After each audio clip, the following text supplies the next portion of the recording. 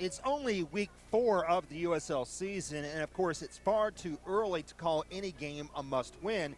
But tonight's game for Charlotte Independence is vital. They face their rivals from South Carolina, Charleston Battery. It is the first game in this year's Southern Derby. Charleston ended Charlotte's hopes of making the playoffs in 2015, beating Independence 3-1 in the regular season finale at MUSC Health Stadium. And now Battery enters tonight as one of 10 undefeated teams in USL, tied for first in the Eastern Conference. Charlotte is 1-2, coming off a loss in its first road game of the season to FC Cincinnati. And because of that, Coach Mike Jeffries has let it be known that there will be changes as indicated by the starting lineup. And good evening, I'm Jeff Hamlin here from the Ramblewood Soccer Complex. Pleased to be joined for the first time this season by Patrick Daca, a former player with the Charlotte Eagles. Tonight it is the 2-0-1 Charleston Battery going up against the 1-2 Charlotte Independence. When you talk about the Charleston Battery here, Patrick, they are one of the most stingy defenses in USL. They were last year, and they returned much of that back line this year, which made them so difficult to score against. Every coach, when they pick up their teams or when they recruit their teams, they always want to have that good chemistry. And having guys come back year after year, that builds that chemistry and the understanding between the backs and allows their team to play together. People can say whatever they want to say about a team that has a number of returning players or veterans, but I feel chemistry is a huge part of the game. And those guys, obviously, it shows with the numbers that they have that chemistry together. So the coaches don't have to worry so much about it when they're working in preseason because they've got that chemistry and they understand the coach already in the system.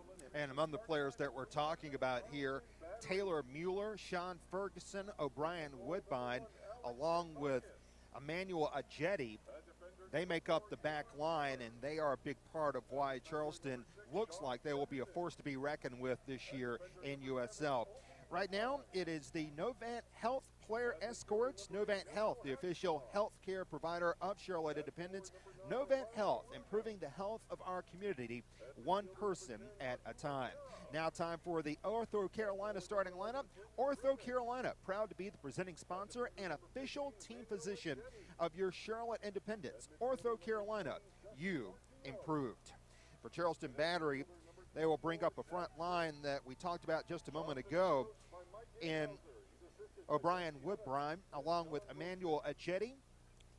They'll be accompanied by the USL Player of the Week for Week 3, Taylor Mueller, along with the veteran Sean Ferguson. Ferguson, Mueller, Ajeti, all players back for their fourth season with Battery.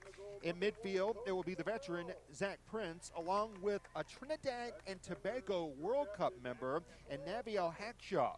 Also in midfield, it will be Justin Portillo, who assisted on the game-winning goal last week for Battery in their victory over the Wilmington Hammerheads. The forwards will be Quentin Griffith, along with Atella Gura, and Romario Williams will also be on the front line.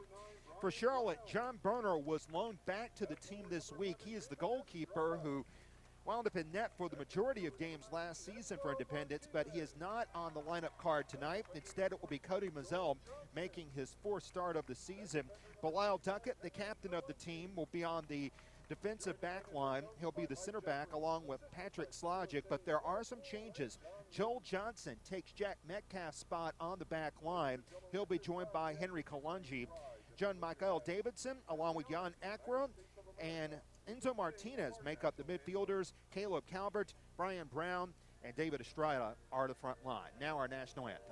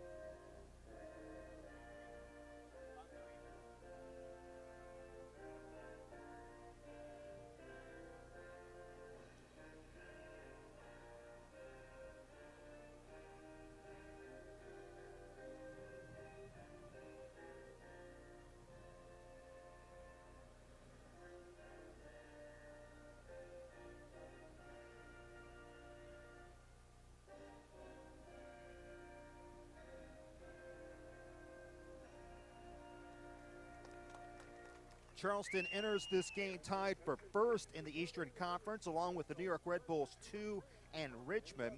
Charlotte in 9th place in the East with that 1-2 record. Charleston won the 2012 USL Championship. And you take a look at the beautiful tifo that they have in the grandstand there. Charlotte is Carolina's greatest show.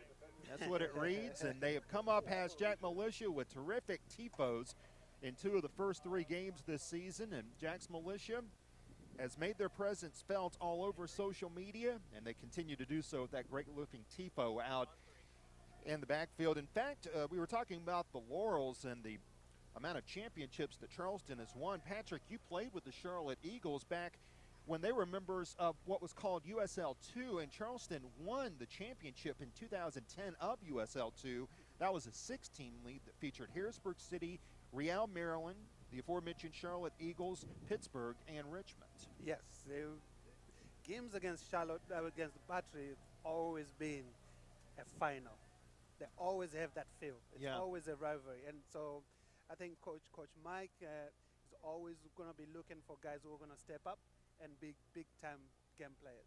Not only to make light of the sense that Charlotte has lost the first game, won the second game, and lost the third game. They want to get back to winning ways.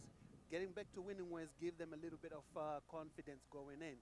Coaches don't want to change lineups so much, but because things have not been going so well, he has to kind of experiment sometimes where he's not really ready to do that. Whereas Charleston is already kind of on that path already.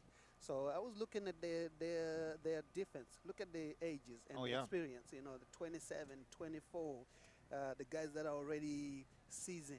Exactly. You know, so that they bring a lot of experience. For Charlotte, we got a little bit of we're a little bit on the younger side. That's true. And one of the things about Charleston that's interesting is that a lot of these 24 and 25-year-olds aren't players who are just in their first or second professional seasons. Correct. They have played overseas professionally since they were 17, 18 years old. For instance, Quentin Griffith starting tonight. He was a pro in Antigua and Barbuda and a member of their national team in World Cup qualifiers. He's already in his 6th pro season. He's only 24. It's that experience. It's that calmness they bring in the locker room. When everybody else is having the jitters, they're the guys that say, you know what, it's okay. It's just a game. Let's just go out there and win our game. So you need that kind of leadership in the game. So. Emmanuel Jetty, another example. He played in Ghana, his home country. He is only 27, but this is his 9th professional season. Well, Charleston played its first road game against Orlando City B, one of the new USL-owned teams here in USL. They played those in what looked like day-glow uniforms with green tops, very similar to the Manchester United 3rd uniforms. Tonight, they're back in their traditional road uniforms, our Battery, with their black tops with crimson trim and white shorts. Charlotte Independence in their traditional home uniforms, royal blue with white. And we are underway here tonight from the Ramblewood Soccer Complex. And the 5th all-time meeting, the very first game that Independence played was against this team, Charleston Battery. And a man who's not in the lineup tonight, at least starting lineup for Battery, Javier Corderas, wound up with 2 goals and an assist in Independence's first game, which was a 3-2 loss to this Charleston Battery. Their first game here at Ramblewood Soccer Complex was also against Charleston Battery, and that was a 2-1 Charlotte win, Charlotte's only victory over Battery last season. And right away, Quentin Griffith trying to set up an opportunity, sends it away to Gura, the pro from Trinidad and Tobago, but that opportunity ended at the hands of David Estrada, who has 2 of Charlotte's 3 goals to start out this season. And Independence will play it along the back line. One thing, Patrick, that we noticed looking at the starting lineups, no Jorge Herrera tonight. Herrera sitting this one out as Coach Mike Jeffries wants to tinker with a new midfield. Correct, and it's important to have a little bit more athleticism as well in there. Not that Jorge doesn't have that athleticism, he works like he's a workhorse. But maybe he's looking for a little bit more energy to start the game, and maybe Herrera can come back in the second half or whenever the game is going to bring a little bit more stability. Long ball here, but Estrada is offside. You have Estrada on that front line with Brian Brown and Caleb Calvert, Enzo Martinez, Jan Acra, and John Marquez Davidson in the starting lineup tonight at midfield as Jorge Herrera, the veteran on this team, does not get the start for the first time this season. Long ball ahead. It was Kalungi converging on that ball, ultimately forcing one to midfield, and that's where Enzo Martinez goes down at midfield without a call. Back away comes number 8. That is Nabiel Hackshaw, who earlier this season, in fact just 3 weeks ago, was playing for Trinidad and Tobago and their World Cup qualifying team. He played in a 3-2 victory over St. Vincent and Grenadines as a reserve. He entered that game in the 82nd minute on March the 29th and missed Charleston's opener, which was the 1-0 victory over FC Cincinnati, where they scored at the death in FC Cincinnati's first ever game. Zach Prince, who is a de facto assistant coach now with this team in his 7th professional season, has spent almost his entire Charlotte soccer life in Charleston, played with the College of Charleston, and now in his 7th season professionally with Battery. Got in there at midfield and a foul called. Yeah, Tola just announcing his presence in the game right there. Prince last year wound up with 10 yellow cards, so he's made his presence felt in a lot of different ways, to put it mildly. Yeah. Charlotte relegated to a long ball attack here, and Sean Ferguson, who also played college at the College of Charleston, sent that one away. Another veteran on this team. He spent 4 years with Charleston. You've got Woodbine in his 4th season with Battery, Ferguson in his 4th season, Taylor Mueller, the USL Player of the Week, in his 4th season with Charleston as well. But he comes from a long way away. He played his college soccer in the University of Washington in Seattle. Far sideline, Enzo Martinez works hard, scrambling for a loose ball, and ultimately will get a free kick about 40 yards from the net. Happy you're with us here. Probably the best home crowd of the season on hand, and a solid turnout for the regiment, the fan base. For Charleston Battery, and the first game of the Southern Derby for Independence this year. That's the 3-team competition between Wilmington, Charlotte, and Charleston. Free kick sent in and headed out immediately by Emmanuel Ajeti, the veteran from Ghana. And now forced away, and Quentin Griffith brings it back the other way. Davidson is back on defense. The forward will have to defend Griffith, and the ball is knocked away by Davidson and ultimately taken back by Joel Johnson, who's making his first start tonight for Independence. Independence starting Johnson in that right back position in place of Jack Metcalf, who started the first 3 games. And Attila Gura,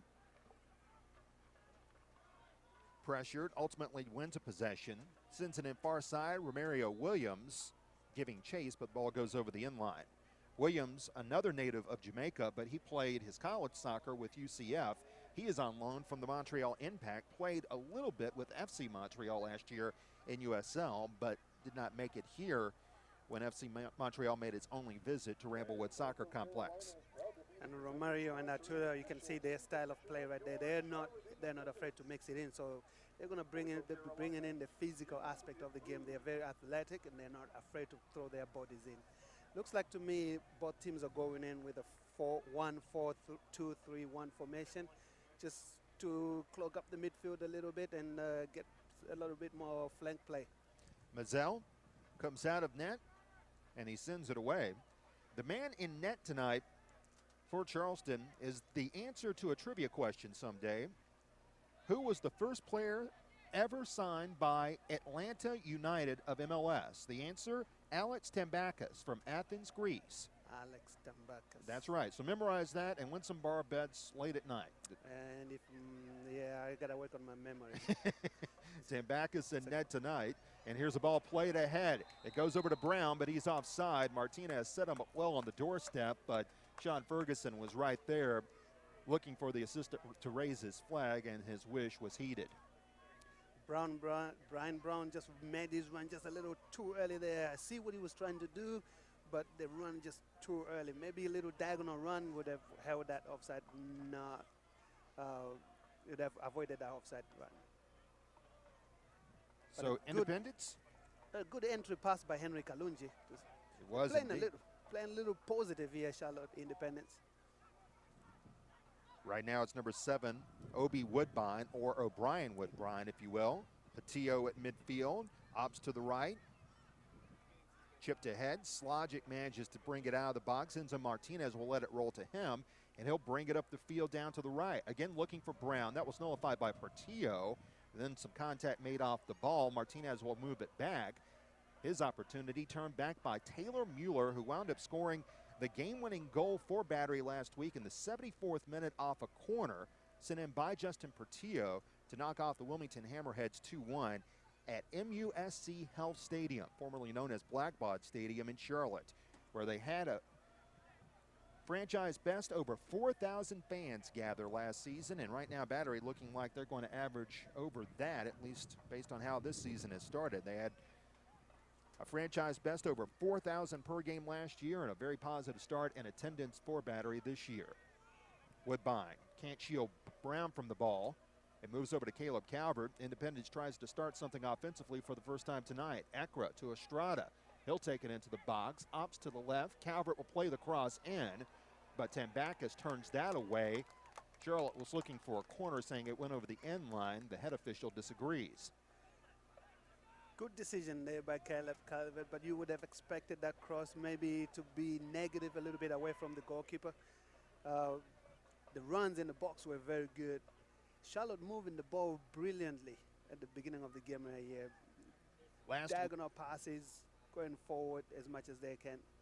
Last week they were playing in the wind of Cincinnati in front of over 11,000 fans at Nippert Stadium. Here's Estrada moving in against 3 Battery players. Finally was stripped away by Portillo. The attempt to clear sloppy.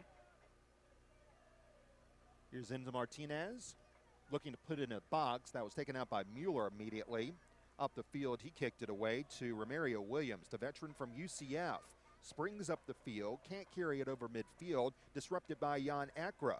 Williams hits the deck and will have a foul called against Ekra, unhappy with the call. Good hold-up play there. He didn't have anybody else to help him out. Williams picked 3rd overall by Montreal in the 2015 MLS Super Draft and appeared in 2 games in MLS last season for the Impact. Wound up with that memorable run in the CONCACAF Champions Cup where they made it all the way to the championship round, ultimately losing to Club America, who once again will play for the CONCACAF title. Ball put in by Woodbine, disposed of by Kalungi out, and we'll have our first corner of the evening. Kalungi had to put his foot right in that one, because if he missed that ball, trouble. Yep. Atula was making a great run behind him. Portillo from New Orleans will walk over and take this corner. One of several players on the Charleston roster who played at Coastal Carolina and Conway, South Carolina. But for all intents and purposes, when you think of Coastal Carolina, you think of Myrtle Beach. And good players. And no doubt about that. He was one of them. He held the school record for games played and games started with the Chanticleers. Good ball put in the box. Danger here. Mueller had a chance at it, but it eluded his body, and the clearance is made by John Michael Davidson. Portillo. Oh, now it's Woodbine. On the bend, coming across and heading it off at the goal line was Kalungi, perhaps saving a goal there. That one wound up bouncing in net, and now Martinez goes down, and the assistant will signal a throw coming up for Independence. Fans, we want to remind you about USL social media. Get in the game through the USL social media channels. Follow the USL on Twitter, Facebook, and on Instagram for news, live game updates, and video highlights from all around the league. And there's lots to look forward to tonight. A rivalry being born in Cincinnati with Louisville City going up against FC Cincinnati tonight. That's going to be a great rivalry for the league and really for all of soccer in that Missouri Valley. Just wanted to point out, Jeff, that was the second clearance Kalungi made from a cross by Woodbine. Slogic might need a little bit of help here because Woodbine is going in, overlapping, and Caleb may need to draw back a little bit and help him out a little, because the runs he's making and the services he's putting in the box is difficult for the goalkeeper to come out. It's interesting that Charleston is attacking down the right end because it's the left end where Joel Johnson is making his first start tonight at left back in place of Jack Metcalf. But they're opting to go the way of Slogic, who is the veteran who played last season. Slogic is more of an attacking back, and you wonder if Woodbine's pressure is going to keep Slogic from penetrating up the field offensively if the situation calls for it. Griffith with the interception. He'll play it to Woodbine. Got to think that the combination between Griffith and Woodbine has always worked for them, so they will not change that situation. Davidson. But Caleb has to do a better job coming back and helping Slogic. Nicely done by Jan Ekra to avoid the tackle attempt by Portillo. Leaves away from Martinez, but then he is stripped away by Ferguson. Still winds up in the box and taken right back out. That's a poor service. Service needed to be better on that one. Estrada was the man who provided it, but it lacked a lot. As you mentioned there, Patrick, here's Calvert. Estrada will try to run this down far in. He succeeds. He'll try to play the cross, does so, aiming for Brown, shields the man away from the ball. Brown has a touch in the box, but it's taken away quickly by Woodbine, who sends it over the near boundary. We're scoreless here in the 13th minute. Battery had an opportunity a moment ago. Kalungi, as Patrick mentioned, had to kick the ball off the end line on Battery's first serious attempt of the game.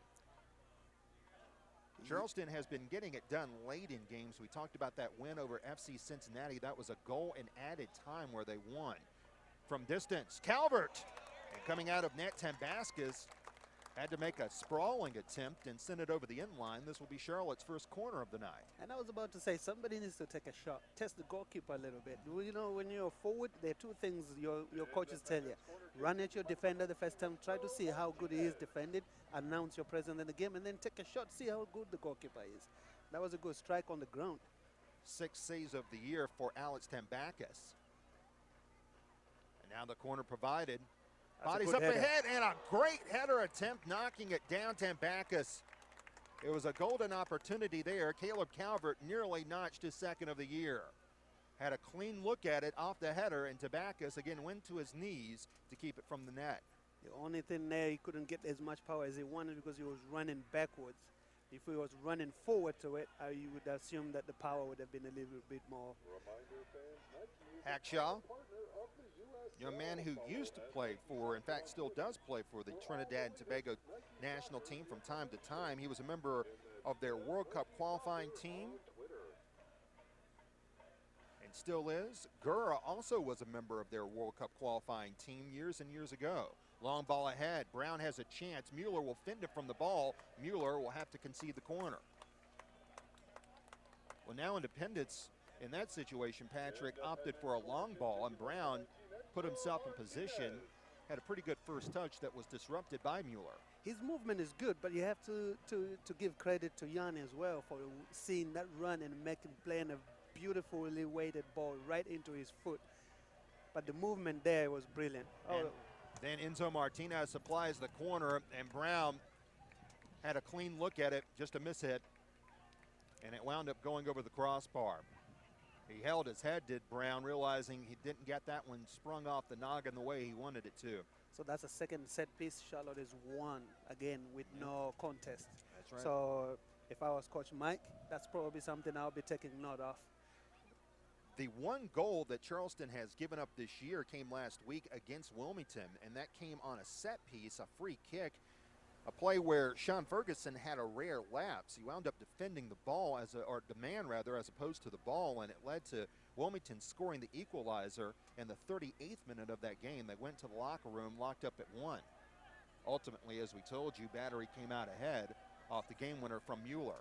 Tambakis plays it up the field. Quentin Griffith, pressured by Slogic from behind. Griffith ahead to Woodbine.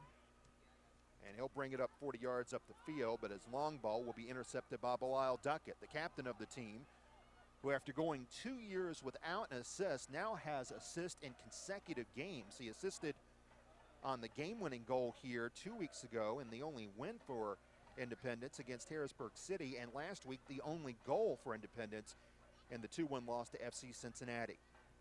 Just how you'd like your captain to play, right? Exactly. Feel good about himself and lead by example. Kevin Belial Duckett, his full name. And he sent a good ball up ahead. Tambakis has to come out of net and out of box to play it. And then Caleb took a shot. And he wound up not only kicking it over the goalpost, he kicked it over the grandstand. I think that's my car right there.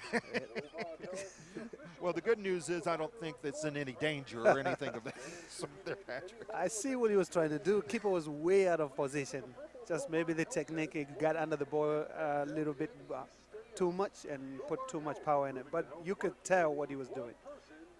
Caleb had the right idea, trying to supply some pressure for an unlikely goal from roughly 35 yards out. But Brown is the key right there because he's putting those defenders under so much pressure. The keeper had to come up and help out. Well, this is probably the best center back tandem in USL, and Ferguson and Mueller, not to mention the cornerback play of Woodbine and Ajeti. Speaking of Woodbine, he's got the ball now. Sends it along to Quentin Griffith, this veteran Charleston core, trying to go work against Independence here and pick up their first win at Ramblewood Soccer Complex. Martinez up the pass from Estrada. Excellent pass. Brown charges forward. Brown interfered with by Ferguson. Who did it go off of? Independence appealing for a corner, and they'll get it. Did he need that extra touch? That's what he's probably asking himself. Should I have pulled the trigger a little bit early? I think he would have. If he would get that ball back again, he would pull that trigger a little bit early. That was a great ball by Enzo. So Martinez, after supplying that ball that led to a scoring opportunity, now will supply a corner. He'll whistle it in, top of the box. Slogic plays it out, heads it forward, and then a diving attempt goes wide. That's corner kick number 3 that Charleston has failed to deal with. It's clear their weakness right now, and you wouldn't think this with their back line, is set pieces. With all the experience that they have in the back, yes. What's interesting about Sean Ferguson and Taylor Mueller is the fact that they are also about as perfect as you can get in terms of conditioning. Ferguson played 2,385 minutes last season.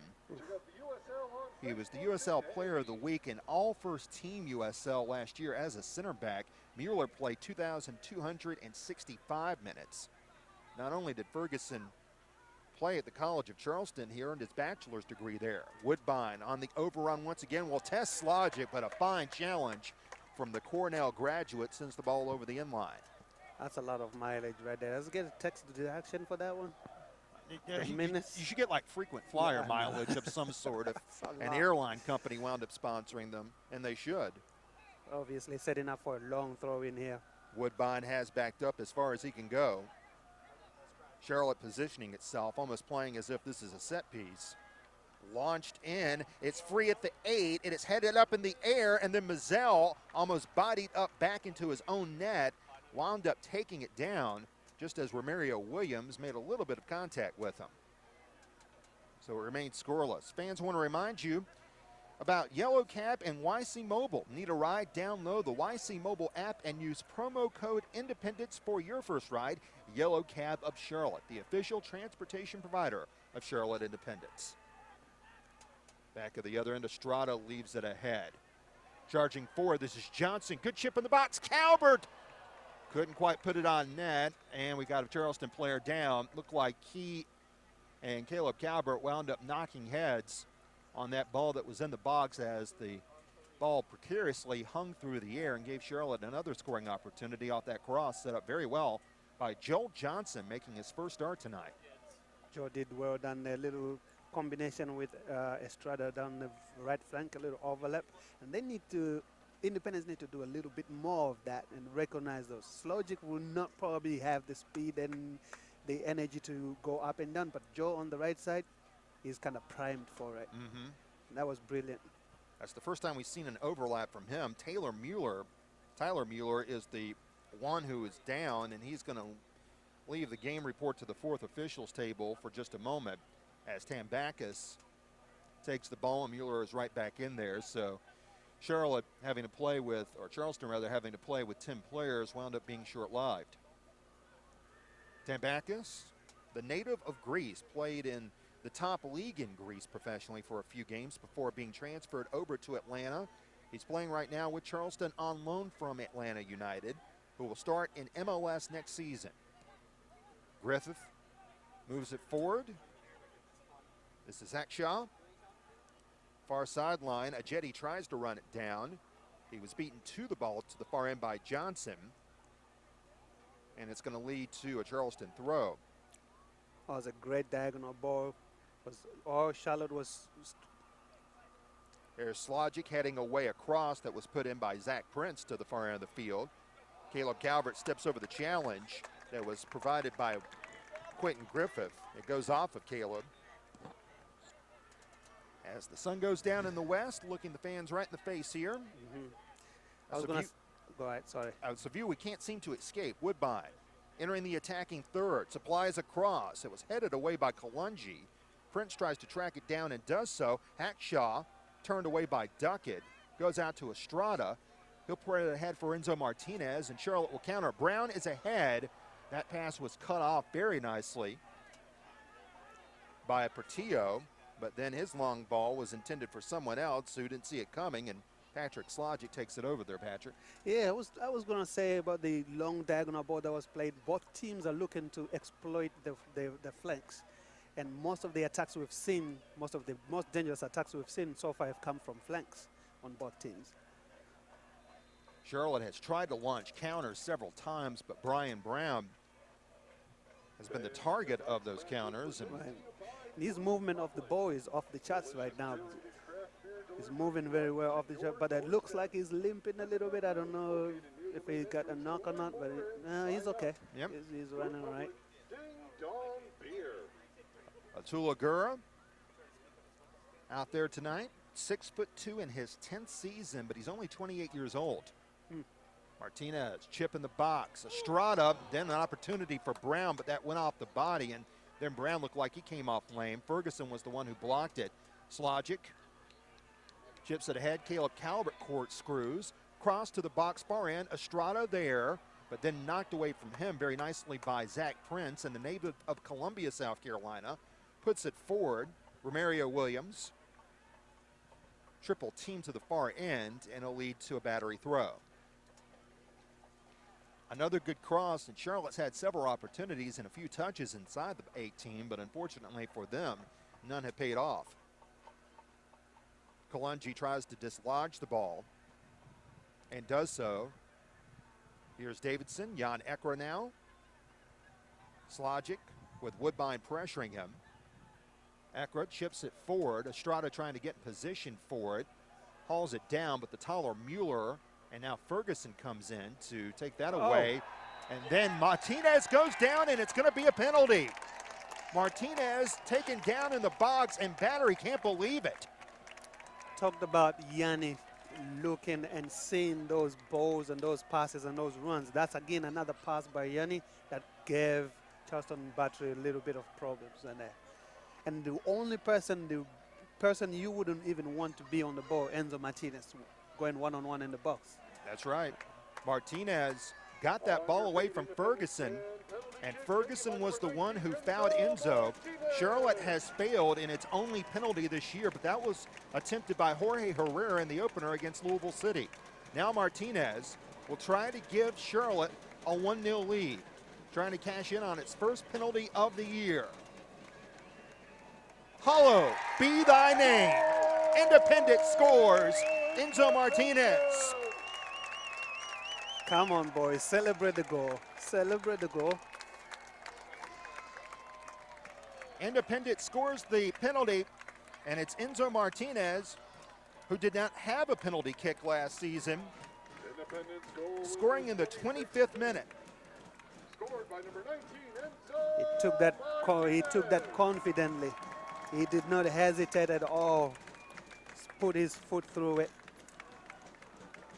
And here is Enzo Martinez, the young man from NC State, scoring, and that gives Charlotte some confidence after a dispiriting loss last week against FC Cincinnati, where everything went FC Cincinnati's way. Tonight, Martinez winds up scoring as he was taken down in the box.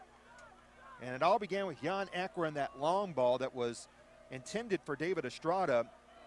And then it was Enzo pouncing on the rebound that came off the body of Sean Ferguson. Correct. And again, Enzo is the guy you would want on the ball when it's a 1-versus-1 situation.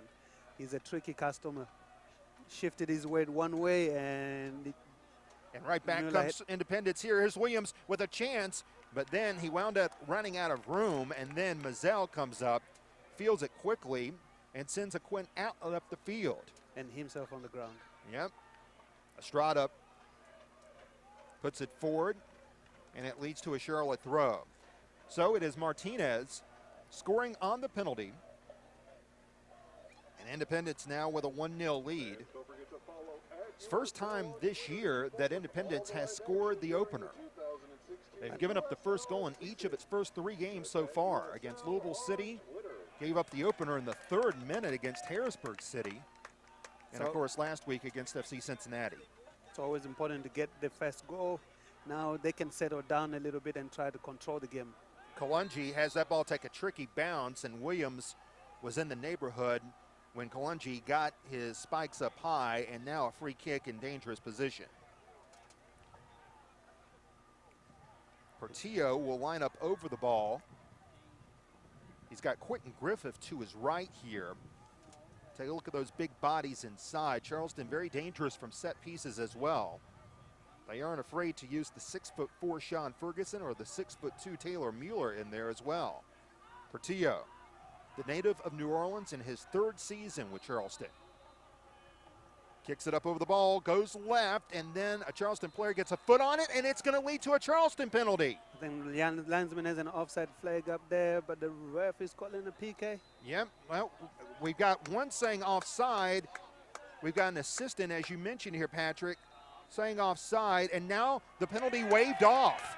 The penalty is waved off here. It looked like that Ferguson was the one who was taken down in the box.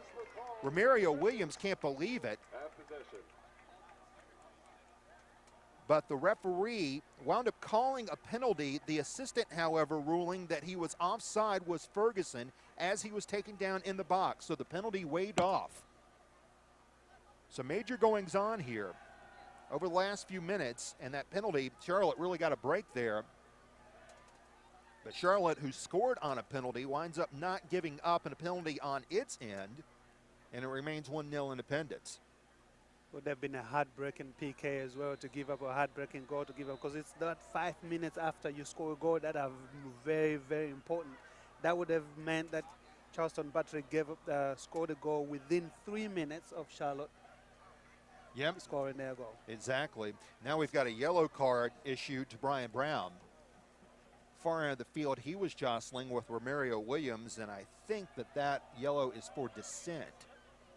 But regardless, it's the penalty on Brown, which will be his 2nd of the year. Fans, don't forget Nike is a proud sponsor of the USL. Follow @Nike Soccer on Twitter for all the latest Nike soccer information. Check that. It was Enzo Martinez who was hit with the yellow.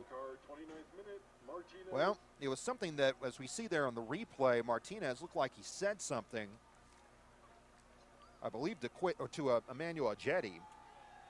And that's what led to the first caution of the night as we're in the 30th minute here.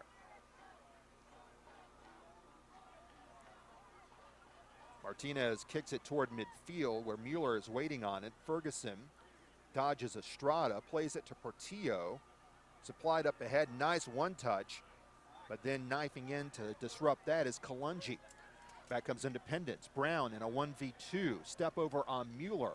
Opts for the right. Martinez crosses over, plays it to the left boot. Nicely done. Here's Johnson off a nice pass. Will play the cross. Calvert off the crossbar. Rebound is free. Brown scores! Die by the sword. Brian Brown scores off the rebound. Independence has its first 2-goal lead of the year.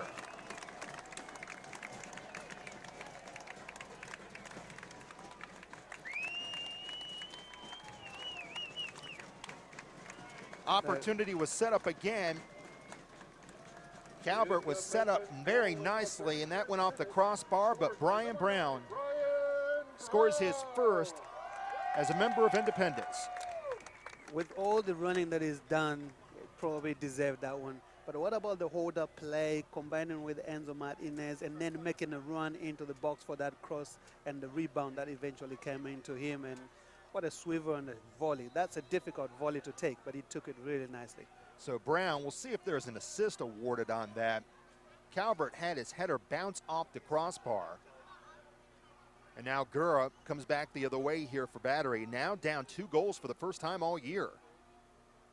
Gura opts for the right. Coming in strong was Kalungi. Johnson springs it out.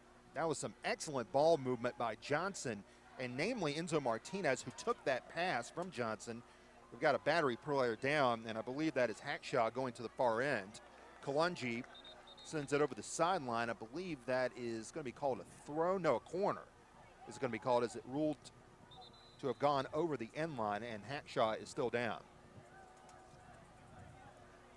This is a young man from Trinidad and Tobago. Again, young man who played last season for the Northeast Stars FC in the Trinidad and Tobago Professional League. Spent 2 years with them and recently played in a World Cup qualifier. Right now, Trinidad and Tobago leading the United States in the World Cup qualifying. The Americans, of course, took a big step with their much-needed victory over Guatemala a few weeks ago. Looks like they'll make the final 6 teams, but it sure was antsy after Guatemala pulled a huge upset, defeating the Americans. That was a huge surprise and a huge upset for sure. Right now, it's Trinidad and Tobago with 10 points in that group, and the Americans with 7. And they're doing well, Trinidad and Tobago. They're playing some really good soccer. Knifing in Woodbine, trying to collect that corner from Patillo, but it goes over the end line, and it's ruled to be a goal kick, and Sean Ferguson wasn't exactly wild about that ruling. Trinidad and Tobago has only qualified for the World Cup once in their history. I can't say that much for Zimbabwe. So I'll be quiet. Zimbabwe not quite made it, have they? Well, we were like,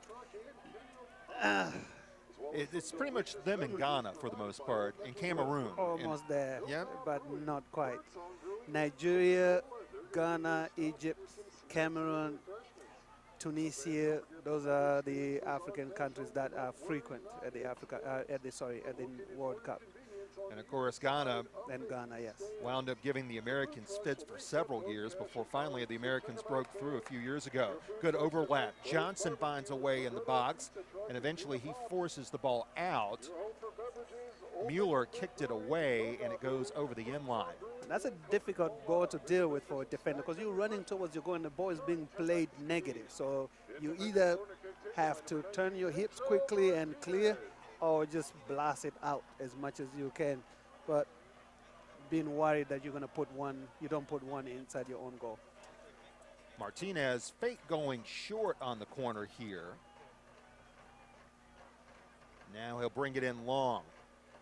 That ball lofted ahead. Kalungi was in the neighborhood, so was Slogic, but was headed out there by Ferguson. Here comes Griffith trying to play it forward. That one disrupted by Jan Ekra. He'll move to the right and then is blatantly pushed down from behind by Williams. And Brown is in some huge discomfort after that corner kick. Yep. Got hit in the wrong spot, it would appear. I think it's his knee, his left knee. John Marquez Davidson, young man who was born in Okinawa, Japan, moved to Pasadena, California, and then played professionally in Japan. At 17 years of age, brings the ball up the field, making his 3rd consecutive start tonight for Independence. He's played in all 4 games this year. Ekra, Caleb Calvert, chips it forward. Brown looking for the brace, couldn't quite get it there. How good is Brown's movement? Brown's movement makes everything happen up front. He's moving very well off the ball, and it gives Charlotte a point man to pass it to against the most formidable back line in the league. Akro, as Patrick Slogic denies another attempt. Davidson, Joel Johnson. Independence scored late last year in its only victory over Charleston. They got the goal from Tomasz Zahorski in the 89th minute that turned out to be the winner, 2-1. That's the only victory for Independence in its history, young history, against Charleston. They went 1-2-1 against Battery last year, including that regular season finale where Charleston ended Charlotte's playoff hopes with a win, 3-1 at MUSC Health Center in Charleston. But Independence here scoring off a penalty from Enzo Martinez, and then Brian Brown scored after Caleb Calvert headed one off the crossbar. Brown stuck home the rebound. And we have a foul drawn by Enzo Martinez against Portillo. Well, another thing that experience allows here, Patrick, is for a team not to get too uncomfortable when you're down by 2 goals. Charleston's not going to panic over this. No, they're not going to panic over this, but as you see Charlotte as well trying now to dictate the pace of the game. So they're not rushing their attack. They're building out of the back as patiently as they can, try to draw Charleston out. Atula Gura. You always have to be worried about what Charleston can bring after if they win possession. Well, it's been an impressive outing here for Joel Johnson tonight. He supplied and really set up that play a moment ago, and now he shuts down a scoring opportunity, and it leads to a foul being called as Brian Brown was pushed to on the turf and against his back at the other end of the field. I think he got stepped on in the Achilles right there. That's going to hurt for a little bit. Ryan's hit the deck several times in this one. Young man from Notre Dame who played with Indy 11 of the North American Soccer League last year. He's a strong boy, though, full of running. No doubt about that. As we talked about, he moves very well off the ball against the best center back tandem in the league in Ferguson and Mueller.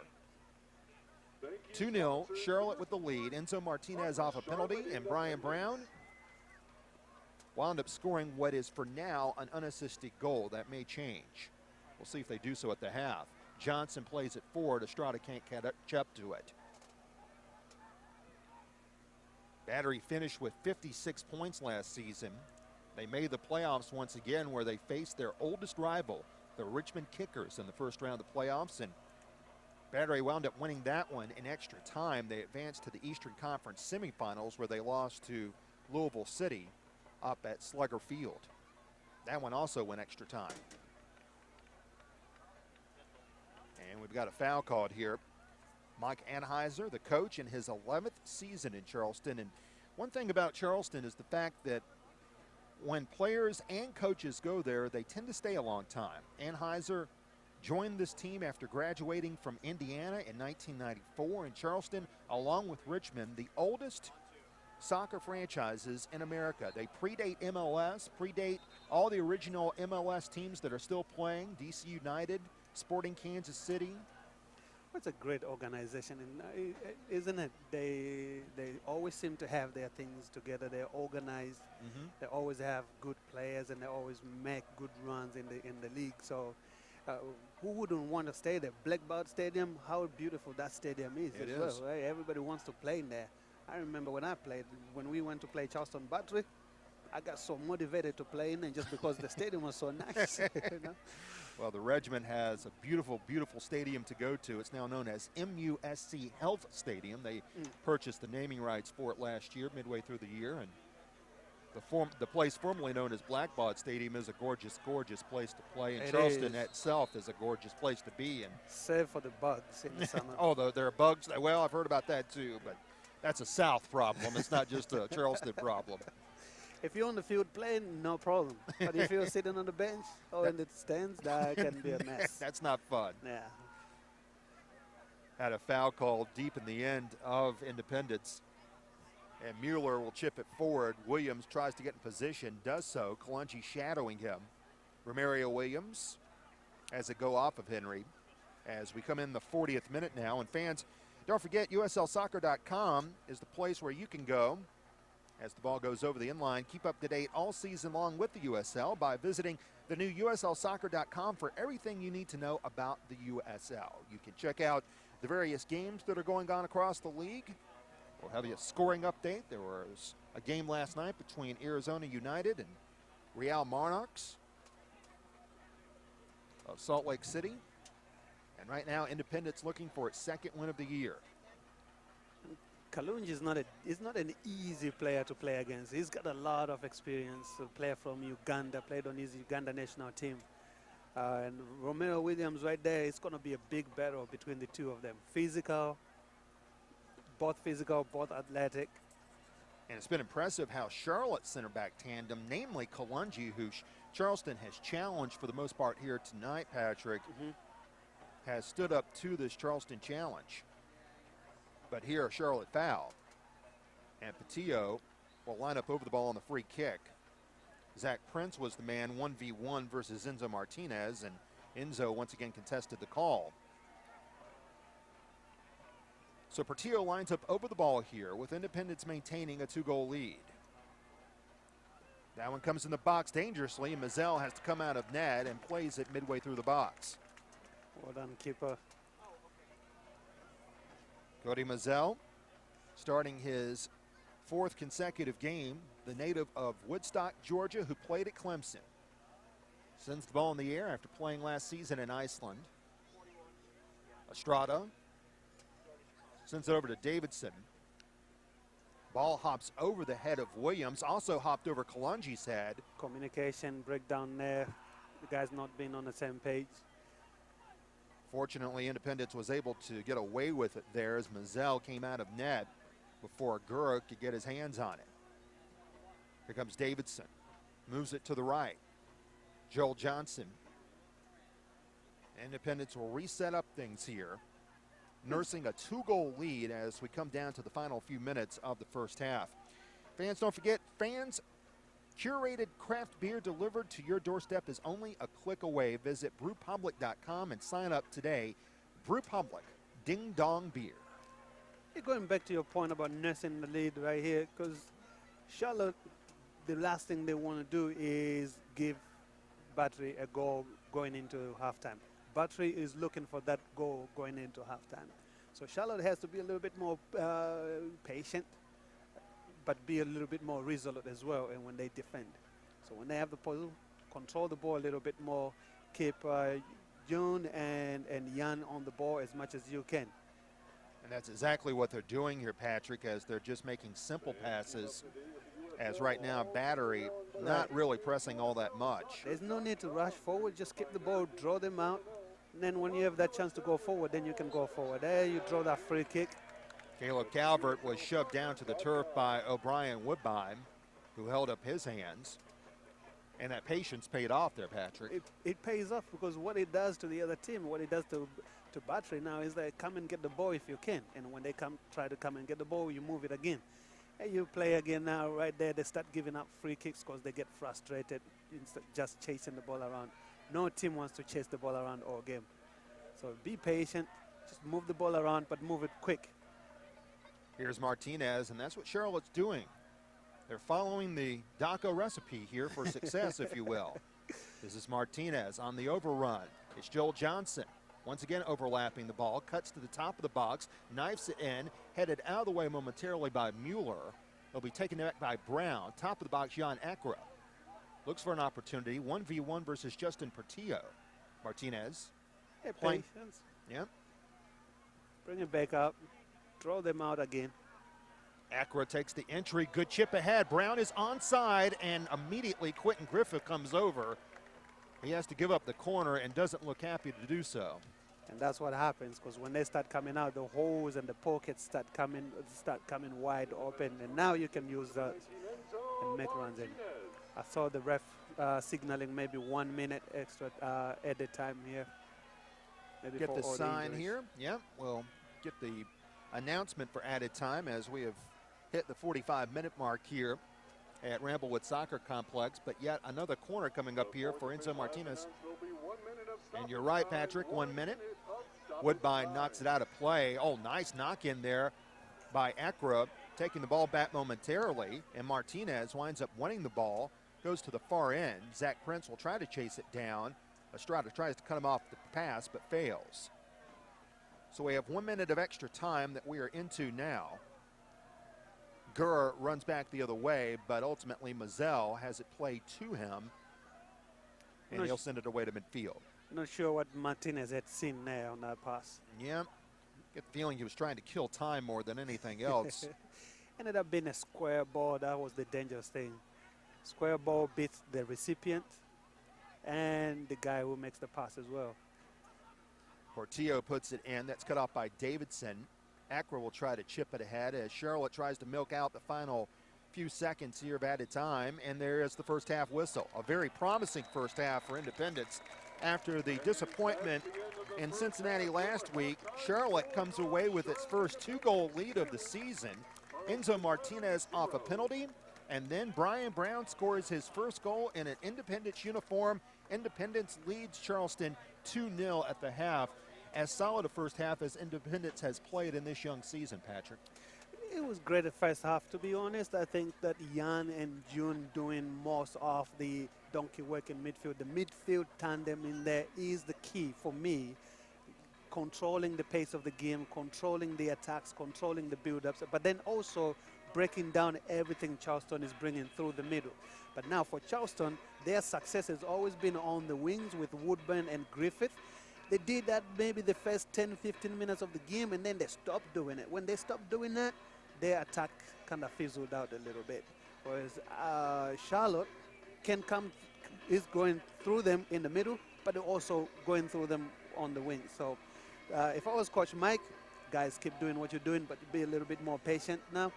Charleston might want to bring, when they come in the second half, they might want to throw a little bit more going forward. So now they have to be, Independence has to be a little bit more organized, patient, and then see what the pockets they can use when they get the ball. Well, certainly they were patient, were Independence in the final few minutes of the first half, not doing anything sloppy that would have given up a goal and led to something that would have given Charleston fans hope. And indeed, Independence holding a 2-goal lead here as we are done with 45 minutes tonight at Ramblewood Soccer Complex. Stay with us here on YouTube as we'll come back in about 10 minutes or so for a review of the first half, and we'll gear up for the final 45 minutes tonight between these two Southern rivals in the first game of the Southern Derby, Independence 2, Battery 0. Stay with us on YouTube.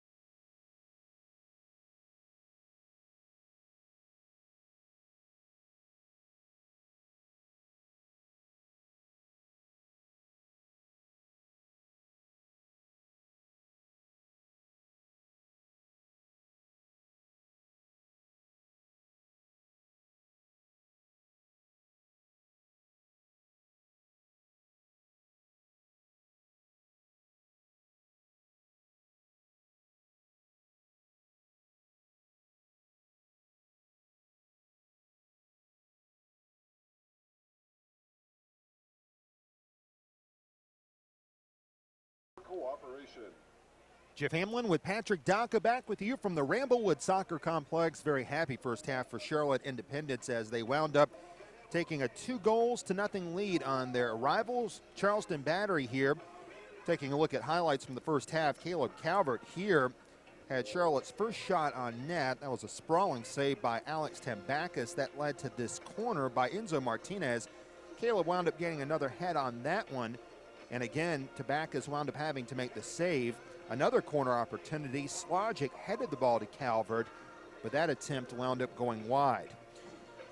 Caleb with an excellent challenge here to knock the ball away from O'Brien Woodbine, and then a scoring opportunity by Mazzell, who went over the back of Romario Williams of Battery to come away, and then Enzo Martinez wound up drawing the foul on Sean Ferguson in the box. He was awarded a penalty, and it turned into Enzo's first goal of the year, his first points of the year. Charlotte led 1-0. That one came at a moment in the first half in the 33rd minute, and then Brian Brown winds up scoring off the rebound. Check on that. That was Enzo Martinez in the 26th minute, and Brown scoring there in the 31st minute. That was a header, and officially it is an unassisted goal. So Brian Brown, after that header by Calvert, went off the crossbar, sticking it back in on the rebound, and Enzo Martinez scoring the first one. Independence with a 2-goal lead for the first time ever, as a matter of fact. In the now 5 games that Charlotte has played Charleston, Independence has enjoyed a 2-goal advantage. They now lead 2-0. We gear up for the second half here. Looking over the seats and the stats for the first half, Charlotte wound up with 10 shots. Charleston only had 1 in the first half of play. Corner kick, Charlotte had 5, Charleston with 2. Batteries, Alex Tambakis forced to make 5 saves, and Charlotte did not have one shot go on net against them in that first half. The only shot was by Neviel Hackshaw of Battery, and that one did not go on net. So indeed, Charleston will have to do a lot more than that offensively if they want to regather themselves and avoid their first loss of the season. They enter tonight as one of 10 undefeated teams in USL, but tonight they are trailing by 2 goals for the first time this season, down 2-0 here.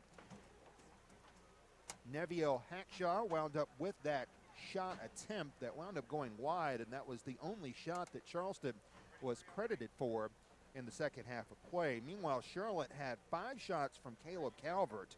Brian Brown wound up with 4. Enzo Martinez had the 1 that, of course, was the penalty kick that ultimately resulted in the goal. And Independence will be attacking left to right, and they will open up with the ball here to start this second half. It's a critical half to Charlotte as they will play their 2 main southern rivals coming up over the next 6 days. Tonight against Charleston, and then on Friday, they will take on the Richmond Kickers, another team tied for first place with 7 points entering play tonight in USL. The New York Red Bulls 2 also in action tonight, and we understand the match between Louisville City and FC Cincinnati at the half, and it is Louisville City with a 3-1 lead against Cincinnati in what is another rivalry game for FC Cincinnati after playing a rivalry game last week in the first game ever in the Queen City Cup Challenge between Charlotte and FC Cincinnati, and of course Cincy wound up winning that one. Lewis Hilton checking in for Independence to start the second half. Here places June Marquez Davidson. So Lewis Hilton will check in to start the second half, and that's the first substitution of the night. The native of New Quay, England, who went to Young Harris College in Georgia. In fact, he recently graduated from there, checks into the game. I wonder if that's a tactical decision or if it's just an injury or something. It does make you wonder. Davidson was handling the ball and really was playing center back for about the last 3 minutes of the first half for Independence. Perhaps it was more of a defensive-minded move, but Hilton's really been a player who's attacked forward for the most part this season when he's been in there. He started the first game against Louisville City and has come off the bench in each of the last 3 now. Charleston will gain possession here with a throw after it went off the head of Brian Brown. Zach Prince intercepted by Hilton. Calvert, Enzo Martinez reverses course, chips it forward. Estrada runs in. That one denied by Mueller, who'll play it out of the box. This is Prince. Up the field, Portillo. Here comes Quentin Griffith, the Jamaican. Far on the field, it's Woodbine. Charleston down 2-0. Trying to avoid its first loss of the season. They are tied for first right now in the Eastern Conference with Toronto, or check that, New York Red Bulls 2, and the Richmond Kickers. Slogic. And up the field, Estrada. Looking for Brown instead of sliding tackle. Joel Johnson's going to come up from this, and Johnson has had a nice game at right back in his first start of the year. Tried to chip it forward for Estrada. Nice denial by Emmanuel Ajeti. And back comes the battery. Here comes Prince now. One touch supplied by number 10. Atula. Yep. Atula. Gura. Young man from Trinidad and Tobago. Portillo to Prince. Prince is essentially assistant coach now after having been with the organization so long. This is his 7th year with Charleston. Woodbine waits for the ball to come to him at the midfield line as we're almost 2 minutes into the second half rather. Williams tugged at by Kalungi and dislobed of the ball by Hilton. Martinez with a one-touch, nicely done. There comes John Acra. Brown trying to stay on side. He'll play it for Estrada. He's matched up 1v1 against Ajeti. Leaves it off to the right. Johnson in the box. Good cross and a dangerous attempt there. Tambakis had to get his hands up in the air late to keep it over the line. Back comes Guerra. Prince with a one-touch. Atula Gura, Zach Prince has spent his entire pro career with Charleston. Now a Jetty. Steady Jetty, as they call him. Young man from Ghana. Goes to the far end. Defending Prince on the play was Slogic. Prince from the corner tries to make something of it. Can't do so as Kalungi brings it up the field. Can't clear it, though. Woodbine heads it forward. Griffith back to Woodbine. Griffith takes over once again, but Hilton, as Griffith overran the ball, intercepts that one. And Estrada will play it up the field here with Independence holding the 2-0 lead. That chance there by the Independence kind of shows you a little bit of how Independence has approached the game the second half. The shots there really jumping off the stat sheet there, Patrick. 10-1, Charlotte outshot Battery in the first half. Nicely done by Ajeti. Sends it forward to Gura. Gura with a 1v1 on Johnson, out-muscles him, brings it to the top. Didn't get much on that. That was a disappointing shot on net. Mazzell turns away the first shot on net tonight by Battery that comes in the 49th minute. The defending there as well needed to be much better. You don't want to show him inside. You know his stronger foot is his right foot. You want to force him outside to his left foot and then deny the cross in.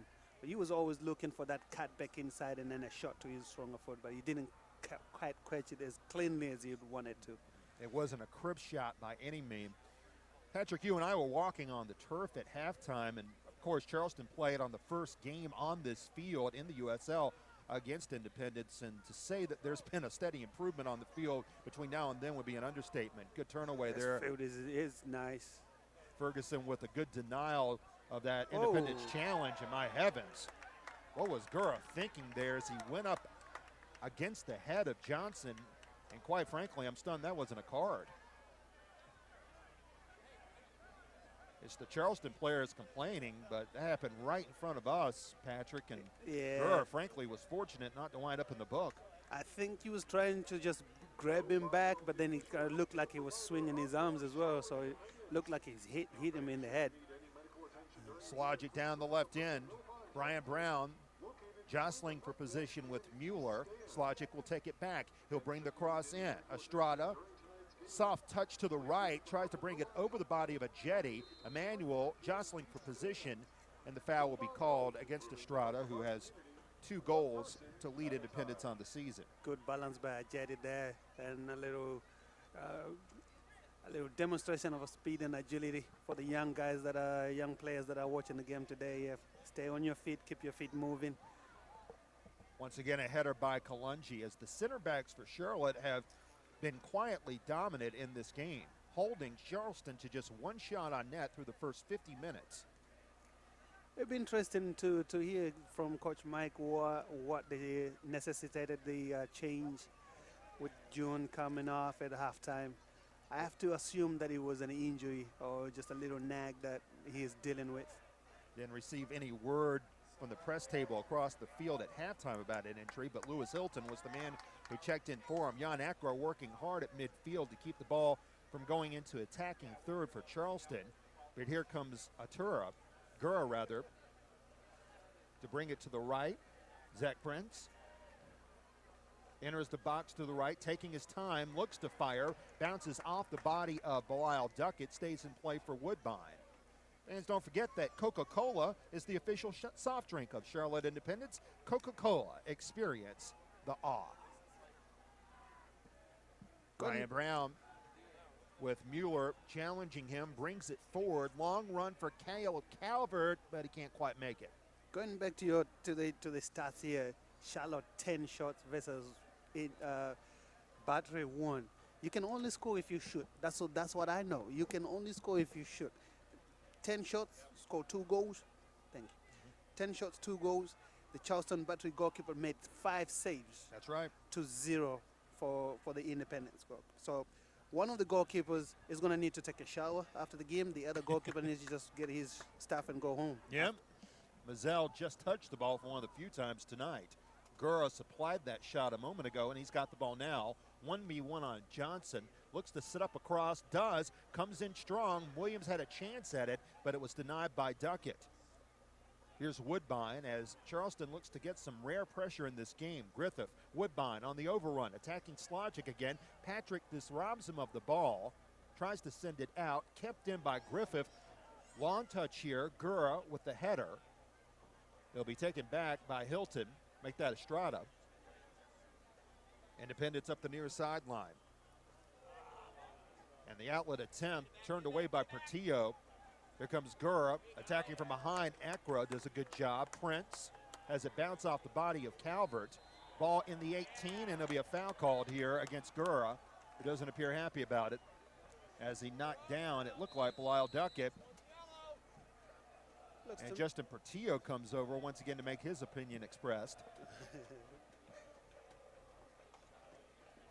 It doesn't matter what opinion you have. Once the ref makes a call, it's a call. Just get on with the game. That's right. Saw plenty of cards handed out toward the end of that Harrisburg City win, some of whom went against Independence. The game looks much more like I expected. Charleston having more of the ball. Independence sitting back a little bit. Looks like we have a player on the ground right now. And I believe that is Caleb Calvert. It is. Wound up on the wrong end of a header there that resulted in a battery foul. Yeah, so going back to my point, Independence just soaking up the pressure just a little bit, allowing the Battery to have most of the ball. But what you don't want them to have is a lot of the ball in the final third on top of the box. Long ball by Slogic intended for Estrada, but taken down easily by Tambakis. The first ever player signed by Atlanta United. Tambakis came up through the academy system of one of the premier teams in Greece, Pathakonias. Well, I didn't get that right. Pathakonias. Yes, Pathakonias.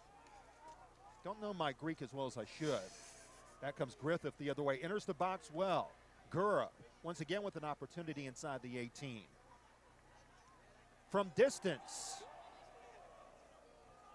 Shot went wide, but they're going to rule that is a corner here as the ball was deflected. Took a little deflection. Yep. The attempt from long distance that time by Naviel Hackshaw in his third professional season, but only 20 years old. Portillo now with the corner. Comes in high. It is headed out by Estrada, or it's checked at Johnson. Woodbine will take it back. So Charleston has had the share of possession here through the first 10 minutes. Mazzell out of net secures the ball. And they've looked dangerous. It's not just they having possession, but they're also looking dangerous. Now the Independence goalkeeper is having to work a little bit more than he did in the first half. Independence just need to be a little bit more careful. I can see what they're trying to do, trying to soak up pressure and stay organized, but they're allowing the Battery shots, crosses in, running onto the ball. And that was a glaring absence for Battery during the first 45 minutes. Fans, don't forget, get in the game through the USL social media channels. Follow the USL on Twitter, Facebook, and on Instagram for news, live game updates, and video highlights from across the league. Down at midfield, and it's going to be the first card of the night after Enzo Martinez hit the deck. For Battery. Yep, his first booking for Battery in the game. And that was issued against number 8, Neville Hackshaw. Against the Battery on number 8, Neville Hacksaw. So Neville Hackshaw picks up his first card of the season. That comes in the 56th minute. Independence scoring a penalty from Enzo Martinez, and then Brian Brown scores his first of the season as well. And Independence holding the 2-0 lead here. The first team this year to score multiple goals against Battery. The team that gave up the second fewest amount of goals last season in USL. Only the Rochester Rhinos, who won the USL Championship, gave up fewer. Prince plays it up the field, but first there was a whistle and a foul called against Charlotte way upfield, where Sean Ferguson will put it in play for a jetty. Ball chipped forward, and Zach Prince lets out a shout of frustration as that one landed well away from Romario Williams in his third pro season. Gura, we told you about him, scored over 40 goals when he played for Trinidad and Tobago's national team. He was the Trinidad and Tobago Midfielder of the Year when he played for one of their league teams, his club team. Wow. That was Central FC. Far end of the field, Woodbine chips it in, getting a position. Williams headed off by Duckett. Kalungi clears it very nicely. Ferguson away to Mueller. Battery been much more aggressive here after knotting just one shot in the first half. They've got a shot on net already this half and a couple of corners. Emmanuel Jetty, the native of Ghana, in his 9th pro season. Zach Prince, bodied up by Joel Johnson, making his first start for Independence. Independence has made its first substitution in the game, with Lewis Hilton coming in at the start of the second half to replace John Marquez Davidson, who made his third start of the year. Mueller to the right end. Lofts it in the box, looking for Williams once again. Kalungi and Slogic team up to defend him to the far end of the field. Williams winds up going down. The ball goes over the sideline. It'll be a long throw coming up for Battery. I think it's calling a free kick there. Well, check that. It is a free kick. You're right, Patrick. Absolutely no need to give a free kick. He's turning. He's facing away from the goal. He's running towards the line. Just shuffle him outside. But Jeff, Charleston Battery went into halftime and said, listen, we got to throw people up. We got to throw numbers up. So now Atala is playing up top as a center forward alongside Romario Williams. So now they're playing a 4-4-2 formation with two guys in central midfield. But every time they get the ball, you see what they're trying to do is hit a long ball, a long diagonal ball, and hoping for either Romario or Atala, and one of them dropping off to get the second ball. Good denial by Patrick Slogic there as that ball from Patillo on the free kick came into the heart of the box. Brown now with two Battery players lurking. Well, something had to change there formation-wise, obviously, for Charleston there, Patrick, because nothing was working in the first half, to put it mildly. Slogic hasn't had much of a chance to attack tonight. It wasn't working, and Bilal and Kalungi had no pressure other than Romario with them. So now they have to deal with two physical guys, two athletic guys up top. Charlotte has to be a little bit more organized now. Williams in the attacking third in a 1v1 against Slogic. Step over on the right. Yeah, Caleb Calvert shadowing in. This is Griffith off a deflection, made for a tricky hop, but Mazzell fielded it adroitly. You never know what happens when you shoot. Shoot in a crowd. Sometimes you can get a lucky hop. Deflection, hop. Keeper sees it late. that'll be the second shot on net tonight, albeit from distance. And yes, and Charlotte has gone up there only once. Here's Enzo Martinez turning back the other way, collects the header, charges in the box, good step over, maintains possession, fires it off the side of the net. I don't know if I was more concerned about his shot going in, or was I concerned about the kid that's standing right behind the goal getting hit in the head? Because that ball was fired in. That was a line drive. Whoa. Yes, whoa, my heavens. The girl yeah, was just out of harm's way. I don't know if that's a smart move in having that kid, those two girls right where they are right there. Yeah. They're kind of like in the firing lane right there. Yeah, they were certainly in a bad position there. Enzo tugged at by Portillo looking for a foul. None comes, and Portillo sends up the field for Romario Williams. He'll charge in against Johnson. A counter here by Battery. Williams bodied off the ball on Duckett. Mazzell comes out of net. Nicely done by Cody Mazzell, and he secures it. Brilliantly done by the goalkeeper, but also brilliantly done by the defenders as well. Duckett, you've been patient a little bit, but you don't want to back up all the way into the box, because that's a good forward. That's what he's looking for. He's looking to get you inside the box, because once you get inside the box, you take a wrong touch or your wrong step, clip him, it's a PK. It's interesting that Williams is remaining in the neighborhood as Mazzell wants to throw this ball away, but even though he's practically standing right next to Mazzell, Williams wasn't eager to move out of the way. Yeah, I'm not sure what he's thinking there. I'd rather keep, I guess, going with the ball, because they're losing 2-0 right now. They're down. Ball comes into Prince. Dangerous play here. It winds up in front of the 6, and it's sent away nicely by Joel Johnson. Zach Prince had an opportunity at that as Mazzell was hugging right at the 6-yard box, and Charleston with a quick throw to keep the pressure on. Portillo charges on Johnson. That's denied by Kalungi. It'll be played to Ajeti, who's awaiting the ball near sideline. Estrada tries to take the ball away from him. Independence leaving a little dangerously, allowing those crosses to come in. The two center backs being pulled apart by Atala and Romario with their runs, and then the services in the box have been fantastic for Battery. It's been a much more focused half offensively for Charleston. Ajeti now on the overlap will test Johnson. Portillo. Back over it goes to number 15, Emmanuel Ajeti, as Charleston looks for its first of the night. They were shut out in a scoreless draw at Orlando City B in their only other road game this year. And an errant ball here, poorly done by Mueller to the far end. Taylor Mueller, the USL Player of the Week last week. He was all USL Week 1 in the victory over FC Cincinnati, where he wound up assisting on the game-winning goal that came at the death. And we take a look at Mazzell once again as that ball just crossed right over the goal line, probably about 2 yards away from going in. Right, and Joe Johnson was in the right spot to support that play.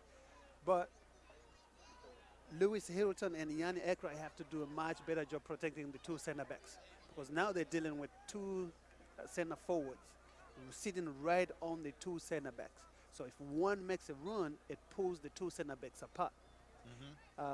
So that needs to be addressed a little bit, and someone has to take a little bit of leadership on the field. Can't wait for the coach to recognize that.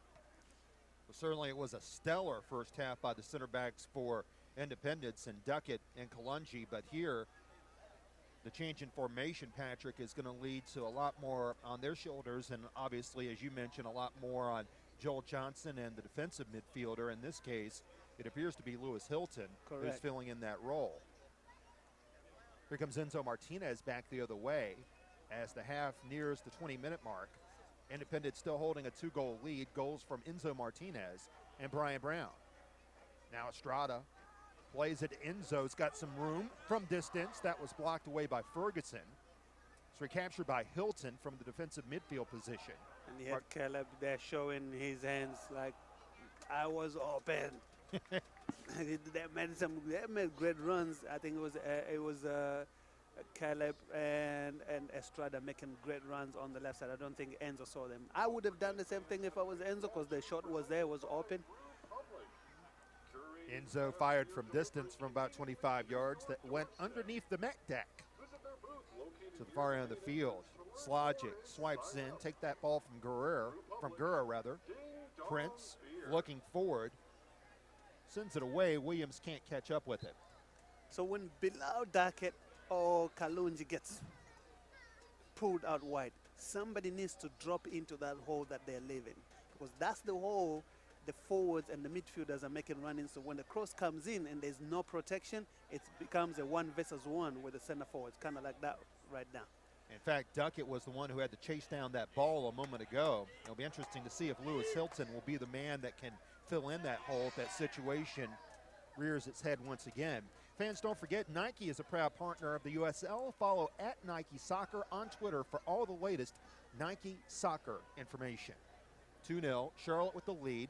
Long ball ahead, assistance flag is up for an offside. That was called against Gura.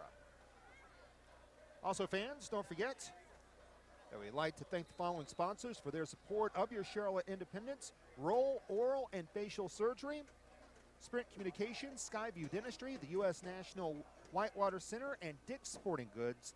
Thank you all for being sponsors of Charlotte Independence. And we have our first battery substitution. Quentin Griffith will go off now. And Dante Marini will come in for battery. Marini playing in just his second game this year for Charleston. So Marini checks in, Griffith is out. Here's Martinez checking into the box at the other end. Ferguson checks him out. Good defending by Battery, but also good ball protection by Enzo Martinez. Opted to field it to Lewis Hilton. Lewis is still trying to find an open body and does so in Kalunji, as Charlotte doesn't mind running off a little bit of clock now, leading with roughly 23 minutes in regulation remaining. Hilton plays it forward. Good one touch by Estrada. Martinez tried to return the favor. That was blocked by Ajeti. Here comes John Ekra. Chips it forward. Calvert, nicely done. Enzo, good one-touch passing. Brown forced outside the 18 by Ferguson. Away to Estrada on the right. Goes toward the end line on Ajeti. Plays the cross. Then a surging Caleb Calvert went for the header. Wound up going in the net. And it's going to be a goal kick for Charleston. He got the net, though. Yep. Don't get points for that. But it is a beautiful dive. And now Jorge Herrera will become the second independent reserve to come into the game. Here it is once again. Good setup by Estrada. That is a good ball. Looked like that Caleb just mistimed his leap a little bit. But again, I wonder if instead of that cross going in the air because of how big the goalkeeper is, would that be more effective if that cross is on the ground and let the guys battle it on the ground? Just instead of jumping for the ball, just be a tap in on the ground. Because the runs on the near post were great. The ball was, the dribbling and the movement, the entrance pass were all very good. I just think that the cross was just a little bit too high. It was just a touch too high, as you mentioned there, Patrick. And Caleb is a tall guy out there. Young man from Wrightwood, California at 6'2". Enzo Martinez leaves the game. And Jorge Herrera, the veteran, a fan favorite here from Charlotte, the native of Colombia, in the game for the first time tonight in his 16th professional season after playing in various leagues in Colombia and Uruguay. Another season here with Independence, the first ever player signed by Charlotte. And of course, he played with you back with the Charlotte Eagles. He was a ball of energy. Still is, as a matter of fact. I hated going against him in practices. When it was 1 versus 1 and you have to play against Jorge, you know you were in for a long day. Or Jorge, 35, but still full of energy. Yes. Coming off the bench tonight, Slogic providing some attack. Chip ahead. Estrada, nicely done for Brown. Taken out of his hands by Ajeti. And now Ferguson will come over, and he gave it away in the box. Turned by Herrera. He'll fire in and score! Destroy, erase, improve. Jorge Herrera, 3-0, Charlotte. Talk about impact substitution, right? No question. The experience comes into play on that one. He gets the ball, spins on his defender, little Cruyff move. Defender buys into it, and a shot into the far corner. Good finish by Jorge. His technique is impeccable. And an uncharacteristic giveaway there on a poor clearance attempt by Sean Ferguson, who tried to clear it through the middle of the box instead of moving the ball toward the sideline. That was a cardinal mistake and something unusual for a first-team All-USL player last year. And one that will probably cost them a little bit more.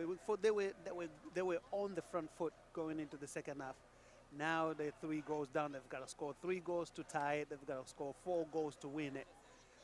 For all the amount of possession they had in the opening moments of this game, to give up a goal like that is a little disappointing. No question. For them, yes. So Jorge will take that goal unassisted. That will be his 3rd point of the year. He also assisted on the game-winning goal against Harrisburg City 2 weeks ago here tonight.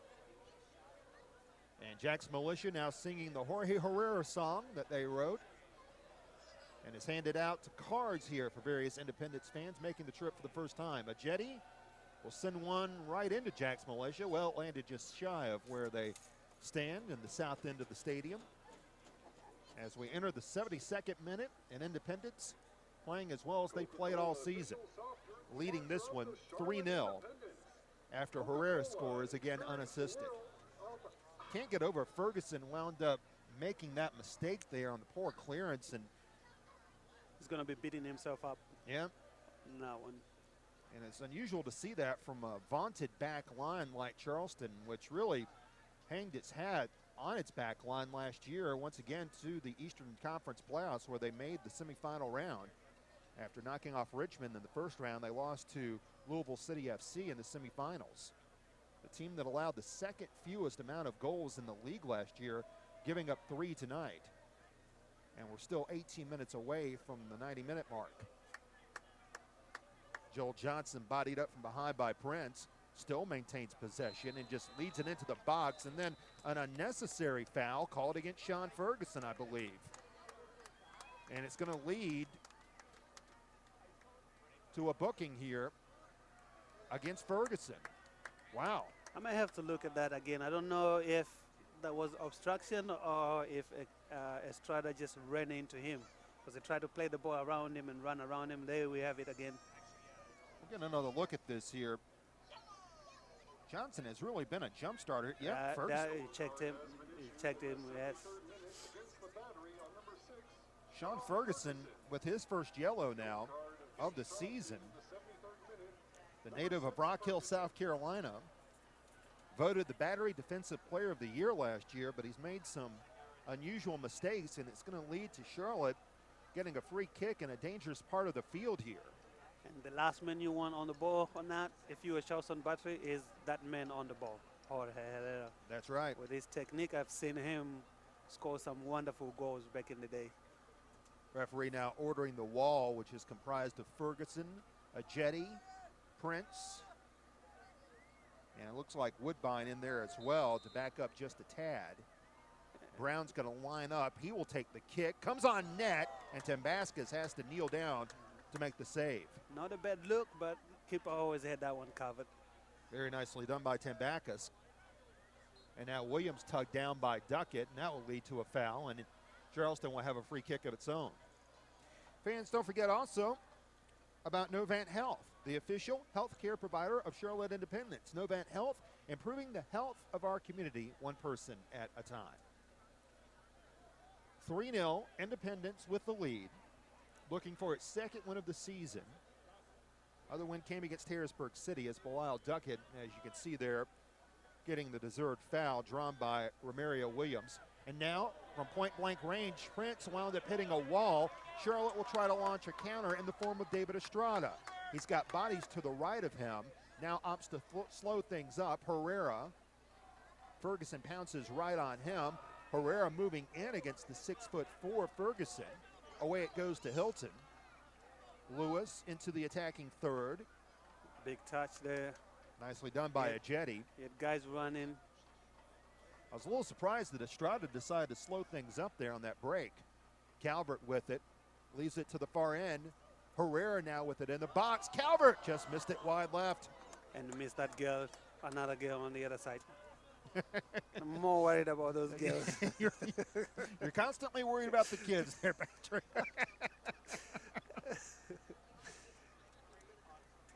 Unfortunately, that one didn't have nearly the mustard No, that the previous shot by Enzo Martinez did. Enzo's shot was That was a head on flying. Yep. And we're going to have our second Charleston substitution, as it looks like that Naviel Hackshaw will leave, and Austin Savage, the Macho Man Austin Savage, will come in as a replacement. They don't really call him the Macho Man. I just have to, it's just me watching 80s wrestling again. Here's Prince in a good lead. Coming in onside, the shot and a goal. Romario Williams scores. Number 9 gives the regiment something to cheer about.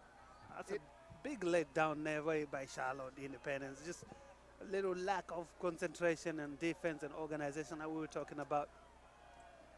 So Romario Williams scores.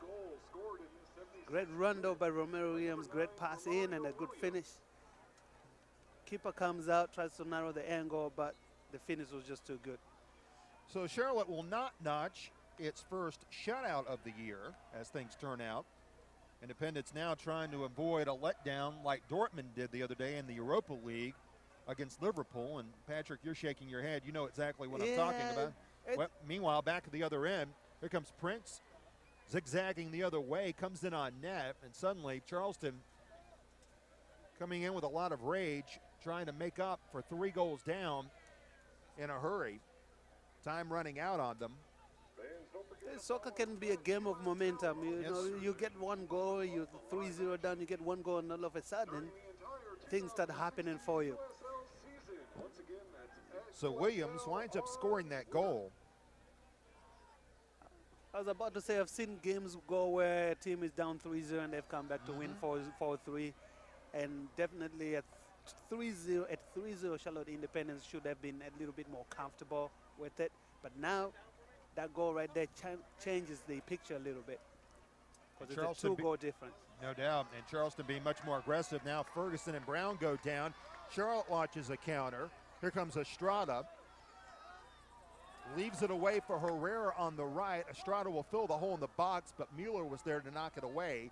Hilton, with Prince coming up from behind, still moves it away to Jorge on the right wing. 1v2 situation that Hilton will take over.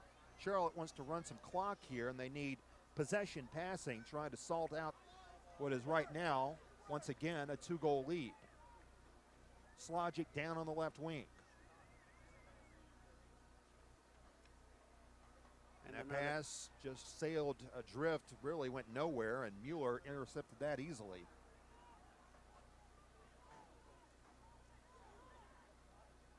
Ricky Garbanzo, a player for Charleston who played in the first 3 games, out for this contest, so he's not a reserve for Battery in this one. Normally we would see him. Caleb Calvert comes in, and we got all sorts of jostling on the right. No foul called. Joel Johnson on the right, sticks it into 6. That's headed out by Ferguson. Prince now jostling with Johnson for the ball. Johnson wins the ball. Hilton and Charlotte right now are winning quite a few 50-50 balls and an important part in this match. And that's what's going to change the game a little bit for Charlotte, because soccer is a game of 1 versus 1s. It's a lot of 1 versus 1s on the field. So if Charlotte can win the majority of their 1 versus 1 situations, then they have a better chance of either preserving this lead or at least extending it. David Estrada with the shot there that wound up going well wide. Ortho Carolina, you improve. Back at the other end, that was Gura providing the shot that went no place, or the pass rather that went no place, and Lewis Hilton goes short.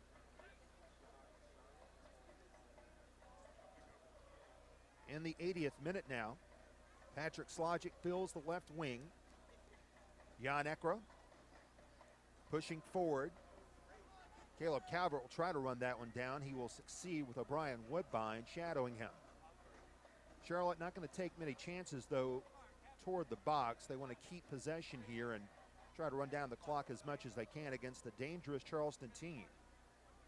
And Charleston is going to try and get that ball in behind the defenders as quickly as they can. And they've done so here with Gura entering the 18. Kalungi shadowing him. Gura takes the pass once again, and a nice challenge done by Patrick Slogic. He had to time that perfectly because if he missed it, that's another PK. Yep, that would have been a dangerous one, but he got it clean. Nicely done once again by the native of Okinawa, Japan, who played at Cornell. Estrada up the field for Brian Brown, who scored his first of the year, the second goal of the night. Brown looks for a cross, does so. Herrera on the spot, turned back by Mueller. Back to the far end, a header just over the net. The opportunity there supplied once again by Caleb Calvert. Estrada sent it on the Met deck. Getting a little chillier here tonight in the 82nd minute. Yeah, I think it just dropped 25 degrees. Could have felt a lot sunnier. In fact, did feel a lot sunnier not that long ago. Here's Brown. After Bilal Duckett knocked that ball away, Estrada will charge forward once again. They'll have a lead pass for Brown. Brown beats a jetty. Brown to the 6. Comes in on net. Popped up in the air. A jetty will clear. Tambaskas was watching that with anticipation, but it never got near him. And here comes Portillo back the other way for Battery as we enter the final 10 minutes of regulation. I think legs here for Ajeti starting to show a little bit. And perhaps sensing that, we've got substitutions waiting at the fourth official's desk to the far end of the field, and Ajeti might be the man who'll go off. In fact, he's limping right now, Yes, Patrick. We see him. But his movement quality there was just a little questionable. And I think Emmanuel was looking at the bench. Ball went over the sideline, but it was thrown right back in. Gura had it stripped away by Ekra, and then down goes Herrera, and that's going to lead to a card here. Oh, it's going to be a straight red to Zach Prince. A straight red. And Prince, we told you he got 10 yellow cards last season. Now he winds up being sent off, and Charleston will finish this game with 10 players. We'll see the foul here. Prince can't believe it, but he's going to be sent off here, and we'll see the foul that led this. In the 83rd minute against the Battery on number 24. So Zach Prince, in his 7th season, Red card, 84th minute. Battery 24. all of them with Charleston. The only man on the roster who played on Charleston's 2010 and 2012 USL Championship game teams, and championship teams get sent off. And let's see what triggered this here, Patrick. Herrera coming in. Oh, yes, dangerous play. That's dangerous play. He had his foot up high. Not sure how much contact there was, but it still was dangerous. Was it dangerous enough for a red, in your opinion? I think so. That's a reckless. That's a reckless play. So Charlotte is going to make a substitution. Charleston was going to make Jack Metcalf. a substitution, but after Number 8, Caleb Calvert. Prince was sent off, that substitution was pulled by Coach Mike Anheuser. And now we have Jack Metcalf coming into the game here for Independence. As he replaces Caleb Calvert, that's a defensive substitution all the way, as Joel Johnson's going to stay in there, and that's essentially 5 fullbacks now in the game for Independence as Duckett clears it up the field. And Charleston playing with 10 after the red card. Zach Prince now out of this game, and he's going to miss next week's game as the Battery will be on the road again to take on the brand new Bethlehem Steel, the new team for Philadelphia Union. In fact, last year, speaking of MLS affiliations, Charleston lost its affiliation with Houston Dynamo as they wound up starting its own franchise with Rio Grande Valley FC, but Charleston does have an affiliation now with Atlanta United FC. USL Soccer on Instagram. That's the reason why they have the goalkeeper in net that they have tonight, and Alex Tambakis. So 3-1 Charlotte. Charleston playing with 10 after the red, drawn by Zach Prince, and we have a free kick coming up here for Battery. Yeah, that red card just puts Battery in a difficult position, in a difficult situation, trying to score 2 goals or even 3 goals against 11 people. In the 86th minute, Portillo sends away the free kick, comes in. That's Gura to the far end of the field. Kalungi strips it away. Then a Battery player comes in and will have a penalty called against Charlotte. Patrick Slogic looks unhappy. We talked about the earlier tackle that Slogic put in, and I said he had to time it properly and well. And this one right here, actually that's Yanni. Yeah, Jan Ekra wound up with the foul there. I really don't know how much was in that tackle, to be fair. So But Joseph Portillo will come in now. Portillo will try to make it a 3-2 game, and he scores. Portillo scores, and suddenly it's 3-2. I don't know how much was in that tackle. I'll probably have to look at it again. Scored by number 20, Justin Portillo. So Justin Portillo scores. The penalty was drawn by 19 Dante Morini, and now we're going to have another substitution. I think Ajeti Yep. ended up. Jetty goes out, and suddenly things have become quite urgent here. What was once a 3-0 Independence lead is now 3-2. It's a little nervy ending now here. And we have number 40 coming on, and this is a player that just joined the team this week. And we have a foul called here against Charleston as things now growing quite tense with the remaining minutes. And now we have another yellow handed out for dissent against Romario Williams.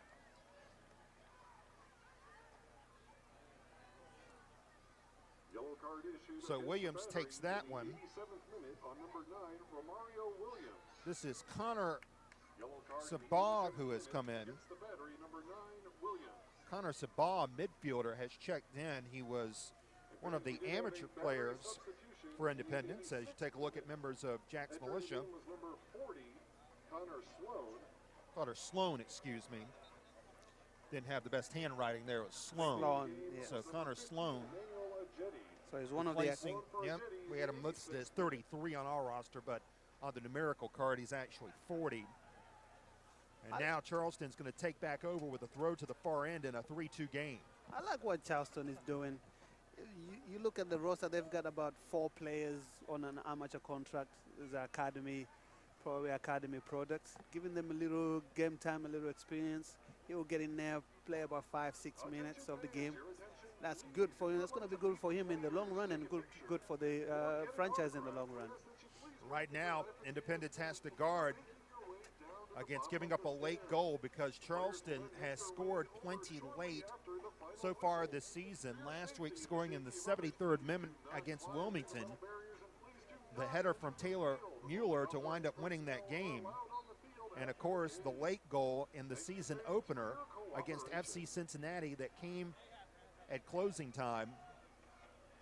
Now, if Independence end up winning this game 3-2, how big of a goal would that be now? Oh, question. Horrorhead just scored when Yep. he went in. It's going to stay on Sean Ferguson's mind. You can bet on that. Looked like something that was just an added on goal, but now indeed it lures quite large. Going to have a throw called here. Far in, Jorge thought he had kept that ball in play, but he did not. Charlotte needs to do a better job taking care of the ball and not giving away cheap possession. Their numbers up already. Don't rush things. Be patient. Jan Ekra was pushing forward there when he probably shouldn't have. They're giving the ball away quite too easily. But they always say this, right? A team that's outnumbered always is better organized and has a little bit better and more agency in their play because they know they're outnumbered. The team playing a numbers up can relax a little bit more thinking that they have the numbers up, and that can be a downfall. That's true. Charleston steadily working its way upfield, chaining together some throw-ins. And if anything is going to come out of this game, it's going to be those set pieces, those throw-ins, those free kicks, corner kicks. Woodbine is going to supply a long throw here. He's got Mueller in the box. Mueller in position, heads it out. Ball still loose in the 6. And it's going to be a corner. Fourth official has announced there'll be 4 minutes. And it's 4 minutes of extra time. And that brings about a loud groan from the Charlotte faithful. It's going to be a long 4 minutes No for Charlotte. question. Here's Portillo with a header that's muscled out by Slogic. Woodbine there. Portillo will take it over on the right side. Portillo plays it in the box. Back kicked out by Metcalf. And then Jorge Herrera sends it away. Estrada onside. It's a 2-on-2 counter. Running down the field is Brown, who's still got some gas left in the motor. Estrada dislodged of the ball. It's free, and it's a Charlotte foul. Right back to work. Here comes Sloan with it. Patrick Slogic getting caught out of position, kind of like in the first goal again. Getting caught away. Kerr out of free. position. This is Williams on the side, and a huge save by Mazzell. Williams holds his hands up in the air, realizing that he had a golden opportunity for what could have been the equalizer at a most unexpected time. Charleston playing with 10, trying to find the equalizer late, trying to rally from a 3-goal deficit. That's again another giveaway.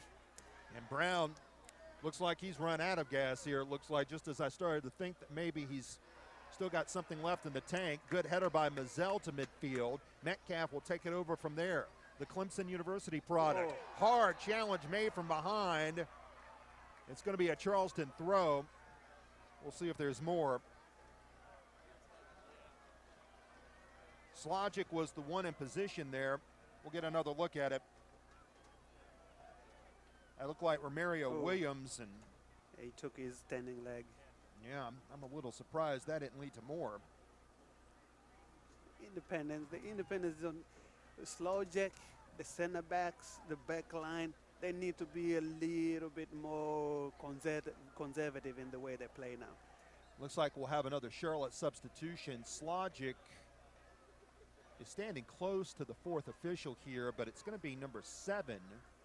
With a player on the ground, Joey is on the Yeah, ground. Johnson's still down here. I think he's just resting here. Looks like Acra is going to be the one that's coming off here. Johnson struggling to get up. It's gotten cold here tonight, but that doesn't mean cramping can't act in here. And He's done a lot of running. yeah, Running a lot of miles.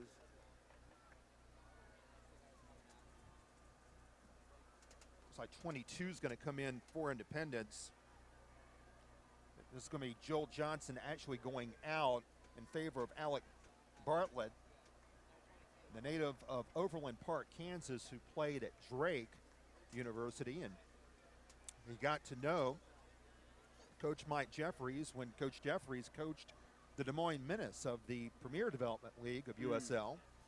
So Johnson slowly going off, having to be helped off the field by the team trainer. Independent substitution in the 90th minute. So Bartlett comes in. Number 15, Alec Bartlett. Exiting the game, number 22. What you see on the Joel screen is the added time, but you imagine that the official stopped his watch there after that substitution and the injury that Johnson suffered. Right. So Charleston still got a little bit of time to work with here. Herrera will get the free kick. He'll flop it to the other end of the field. Jack Metcalf now becomes the number 2 here on the right side. He's in an important role. Charlotte really needs the last minute here not to give up a late goal. Metcalf, you mentioned him, Patrick, sends it away to Mazzell. He'll clear it up the field. Didn't get all that much on that. Acra bodies up against Gura. And sending the ball up the field is Metcalf. Now Ferguson feeling the pressure. Patillo. Charlotte fans wanting the final whistle. Good ball put up here by Woodbine. Headed out by Duckett. He headed it right over to Portillo. That's a big fella. Yep. That's a big fella to fight off the ball. And then Bartlett comes up, sends it out of the sideline. Charleston wanted to throw in the ball. Portillo wanted to do the honors about 30 yards from where he should have done it. Hilton with the header. Bartlett up the field. Anyway, does right now for Independence. Woodbine may have gotten away with a handball there. Herrera winds up with it anyway. Slogic. Charlotte trying to run out the clock here and ruin what would have been an unlikely comeback attempt by Charleston to savor a point from this game. I still don't know if Slogic should be doing all that at this moment. Now he's got a long way to run back and go help to defend. And now Duckett has to body up against Sloan. That ball is free in the 18, and Duckett got in to kick it over the sideline. But there's the final whistle. And Justin Portillo has some late words for the head official. Portillo has to be shielded away by Jorge Herrera, and the two, now that heads have cooled only a little bit, embrace. And Charlotte holds on for dear life and gains a critical 3-2 victory here tonight over the Charleston Battery, as Charleston falls from the ranks of the undefeated, and Independence gets its second win of the year to improve to 2-2. And it was a much-needed time, and Independence, for the balance of this game, or maybe not the balance of it, but for the majority of it, played very well here tonight, Patrick, in taking the 3-0 lead. And for the most part, they really made Charleston pay for their errors. They did, and they went into the game. Charleston in the beginning of the game looked a little bit more organized, but then Independence got into it a little bit. Second half, I think they let them. Second half, they let Charleston have more of the ball, which was a little detriment. The 3-0 lead was a little too comfortable for Charlotte. From a neutral perspective, it was a brilliant game. Lots of goals, lots of goal mouth action. From the Charlotte side of things, a little nervy and a little contending things. They might have to go back on the drawing board and say, what did we do wrong to give up a 3-0 lead and allow them to score 2 goals? For Charleston Battery, guys, where did we go wrong in this game to give up 3 goals? The most we've given up in one single game in a long time. That's true. We're going to come back and look at highlights from this one as Independence gains its second win of the year. They down Charleston 3-2. We'll come back with more here on YouTube. Stay with us. Wells Fargo saved the game. Fans, as you're heading out tonight, don't forget to stop by the merchandise tent. Get your official Independence team gear. They want us to look at highlights here and stuff like that. T-shirts, scarves. 2000.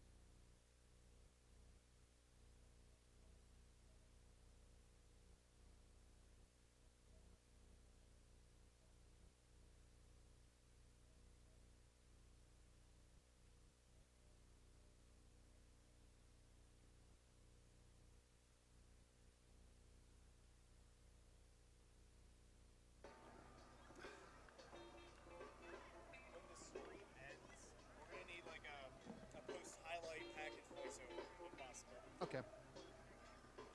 For the not live show. The highlight on.